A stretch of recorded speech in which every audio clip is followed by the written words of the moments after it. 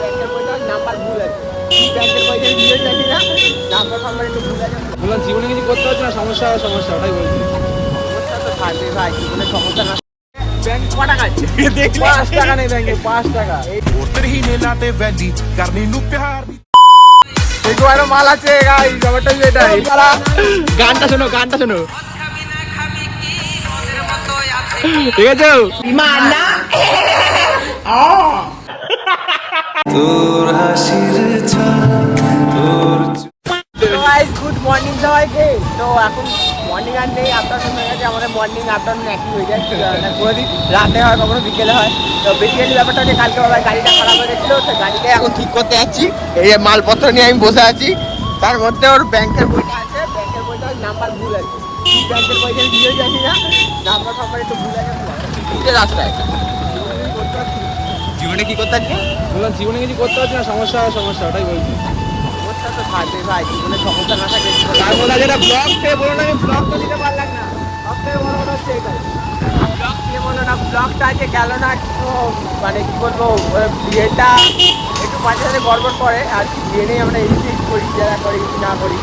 আর ব্যাপারটা হচ্ছে আজকে হলো না, কালকে ব্লগটা যাবে, মানে কালকে যেটা করেছি সেটা আজকে গেল না, মানে কালকেরটা কালকে যাবে, আজকে যেটা করছি সেটা আমার পরশু দিন যাবে। ঠিক আছে, একটা এক্সট্রা ব্লগ হচ্ছে আর কিছু না, আজকে ভিডিওটা গেল না, একটা ফটো পোস্ট করে দিচ্ছি।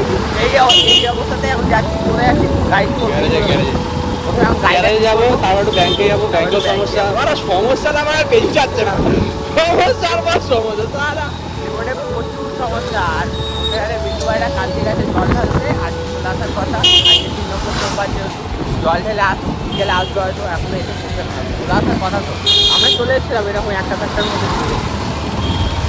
ওরা এখনো এলো না কেন নিয়ে যাই না, জানি কত গেছে না গেছে, কত যেতে পেরেছে না পেরেছে। তার মধ্যে ওখানে অবস্থা খুব খারাপ, করতে পারছিলাম, পুলিশে কাঠ দিয়ে।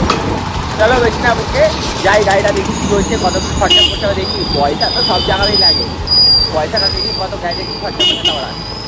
A few moments later. ব্যাপারটা হচ্ছে বাবার গাড়িটা নিয়ে এসে এই গ্যারেজে, এটা আমার দাদার গ্যারেজ।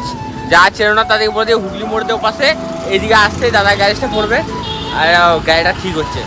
মোটামুটি 1-2 লাখ টাকা খরচা হবে, মোটামুটি 1-2 লাখ টাকা একটা খরচা হবে, না হলে বেশি করে বলে দাদা বললাম। মোটামুটি নেবে 500-600 টাকা তো খরচা নেবে। বাবা চেনও বড় ইয়ে হয়ে গেছে, কি হবে গাড়ি ভাড়া। একটা গাড়ি কোথা চাইলেন কথা না গাই, তোমরা ভাবো যে আমাদের কাছে অনেক পয়সা থাকে, 1 টাকা থাকে। ব্যাংকের বইটা নিয়ে আছি, তাও অ্যাকাউন্ট নাম্বারটাই ভুল। এ মারা বাড়ার বেটা গান মারাচ্ছে বোকাচ্ছো দাও। শুরুতেই শেষ, কি বলবে, অ্যাকাউন্ট নাম্বারটাই নাকি ভুল করে শুরুতেই শেষ। লোকেরা কি কাজ করো কে দেখাই আর পার্সোনাল আমার জীবনে কিছুই নেই। দূর থেকে কি ছাবি যাবি কিছু বুঝলাম না, দেখতেই পাচ্ছি না, খোদাই করে লেখা আছে। বাবার গাড়ি এখন ঠিক হচ্ছে, দেখ কি হয়েছে, কত টাকা খরচা হবে, মোটামুটি হবে মনে হচ্ছে। আমার গাড়িটা কেনা পর্যন্ত সেকেন্ড কিনেছি, গাড়িটা কেনা পর্যন্ত দাদার কাছে নিয়ে কাজ করি। যখন সার্ভিস করেছিলাম আবার 2 বছর সময় কাজ করাবো, তখনও দাদার কাছে। দাদা গ্যারেজের নামটা আমরা দেখিয়ে দিয়েছি, গ্যারেজের নাম কম দামের মধ্যে খুব ভালো কাজ, কোথা থেকে আসতে হয় তা বলে দিচ্ছি। তো গাড়িটা ঠিক হোক, আমার ব্যাংকে হবে। 2 hours later. তো বাবার গাড়ির কাজটা ডান হয়ে গেছে, সবার মন খারাপ হয়ে গেছিলো, কালকে একটা বাম্পারের লেগে ওটা জাস্ট একটু খুলে বেরিয়ে গেছে, আমাদের খুব অসুবিধা ফুল হচ্ছে। স্যাটিসফাই কাজে আমি দাদা হেভি সুন্দর কাজ করে। আর দাদা খুব কম পয়সায় কাজটা করেছিল, মাত্র 50 টাকায় আমি করেছি, অনেক কম দামে করেছিল। আমি ভাবতে পারি 50 টাকা থেকে সিরিয়াসলি, দুটো দোকানে বলে 100 টাকা দিই, আর অনেক কম টাকায় করে দিল। গাড়ি এখন মোটামুটি ওকে, সব ঠিক আছে। আর এটা বাম্পারের জাস্ট লেগে ইয়ে হয়েছে, খুলে গেছে। কালের বাম্পার। What? Excuse me. আরে বাম্পারে তো বাম্পারটা বাবা খুব জোর। চলো এখন যাচ্ছি ব্যাংকে অনেক খায়া যাচ্ছি, কাজ না একটা করে মেটাই, তারপর আসছি। চলো ব্যাংকে যেতে হবে। 2000 years later. তো গাইস ব্যাংকের কাজ আমার মোটামুটি হাফ মিটলো, ঠিক আছে। আর এখন আমার ওই নাম্বারটার প্রবলেম তো রয়েছে, তার সাথে আর একটা কেওয়াইসির ফর্ম নিয়ে নিয়েছি আমরা, মানে দেখাচ্ছি না, ব্লার করে দেবো ওখানটা নিয়ে।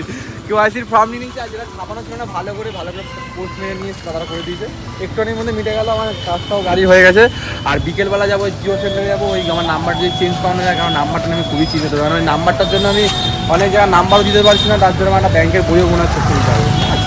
ঝামেলা পুজো দিতে হবে, গাড়ি বড় মার কাছে পুজো দিতে হবে, নাহলে কিছু হচ্ছে না। এইটা দেখ, এটা কি বই আছে দেখাবো? হ্যাঁ এখানে দেখানোই যাবে। ব্যাংক ক টাকা আছে? 5 টাকা নেই ব্যাংকে, 5 টাকা। এইটা দেখেন ছাব্বিশটা এখানে দেখানো হবে না। তো চলো বাড়ি থেকে যাই, বাড়ি থেকে কথা হবে। তো এই যাই সবাইকে শুভ বিকেল। আর বিকেলবেলায় সেই বাবা সকালে ভিডিও স্টার্ট করেছিল, হয়তো ব্যাংকে করে গেছিলো বললো। আজকে আবার এসছি ওই জিও সেই সিমের ব্যাপারটায়, এখানটায় সিম সেই বললো সেই সিমটা বাবা যার সিম নতুন সিম, অন্যটা মেয়ের নামে সিমটা উঠছিল, সিমটা নামে এসেছি তো বাবা যায় এখানে ভেতরে আছে। আমরা কথা বললাম একটু আগে, বললো একটা স্যারের নাম্বার দিল, বলে ওই বাইরে ওয়েট করে দেখি কী বলে, বলে ওই নামটা পাল্টে যাবে দেখি কী বললো ভেতরে। স্যার এখনো আসেনি, তো আসুক, ভেতরে শুরু ভাই কথা বলছে, তো আমি গাড়িটা ওপরে বৃষ্টি পড়ে বললে আমি গাড়িটা ওখানে পার্কিং করে আসছি। তোর কি মানে এটা কি ঠিক হয়ে যাবে? ঠিক হয়ে যাওয়ার কথা, কারণ আমার প্রচুর অসুবিধা হচ্ছে ব্যাংক, মানে ওনার নাম্বার থেকে আমার কল আসছে, ব্যাংক থেকে ওনার পার্টি। ও তো কল আসছে ওখান থেকে? হ্যাঁ কল আসছে, এবার আমি যে নাম্বারটাকে দেবো সেই ভাষাতে পারছি না নাম্বারটা নিজে দেবো, তার জন্য দেখি স্যারের জন্য ওয়েট করছি কখন আসবে দেখি। আর এমন ও ফোন সিম তুলেছে প্রায় 1 বছর হয়ে গেছে। না 1 বছর 1 বছর সিম তুলেছি? হবে না। হ্যাঁ হবে না, হবে না বলছে।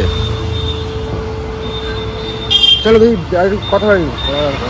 তারকেশ্বর যার আগের দিন দেখেছিল ও ভিডিও করতে, মানে ভিডিও করছিল, তো সুরো ভাই বলেছিল কোথায় গেছিল, বলছিল শরীর খারাপ ছিল, জানি না তোমাদের মনে আছে কিনা। Day 2.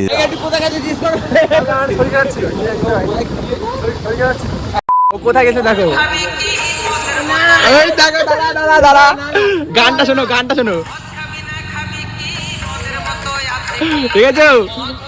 দেখো আরো মাল আছে গাইস, ব্যাপারটা এটাই, বন্ধু ভাই নতুন বন্ধু, গানটা শুনেছো দেখেছো? ব্যাস আমার এইটুকুই দেখাটা ছিল, চলো পরে দেখাচ্ছি। ওটা আমার একটা ভাইয়ের গার্লফ্রেন্ড। ভাইয়ের গার্লফ্রেন্ড গলা জোড়া নাকি আবার? না দেখানো যাবে না। হ্যাঁ বল। ভাই গার্লফ্রেন্ড, ভাই সেনকে আমার বললো ভাই বলেছিল আমার মালটাকে তুই ঘুরায়, গলা জড়িয়ে আয়, বই দেখি আয়। এদের কথা একদম বিশ্বাস করবে না গাইস, পরে দেখা হবে। তো গাইস সেই তখন যে স্ট্যান্ডে চা খেতে গেছিলাম, তারপর চলে এসেছিলাম বাড়ি। আর ভিডিওটা কোনো রকম শুরু হয়নি, কারণ হচ্ছে সারাদিন ধরে অনেক কাজ ছিল, অনেক ঘোরাঘুরি হয়েছে, আর শরীর চলছিল না। তো আলিপুর স্টেশনে আমরা 3 জন গেছিলাম, সেই টিকিট আনতে গেছিলাম, 2 জন টাকা পাঠালাম। এখন হচ্ছে বাড়ি। ভিডিওটা ভালো লাগে লাইক, কমেন্ট, শেয়ার, সাবস্ক্রাইব সব কিছু করতে। টাটা বাই বাই, দেখা হচ্ছে কাল নতুন একটা ব্লগে 11টার সময়। চলো শুভ রাত্রি।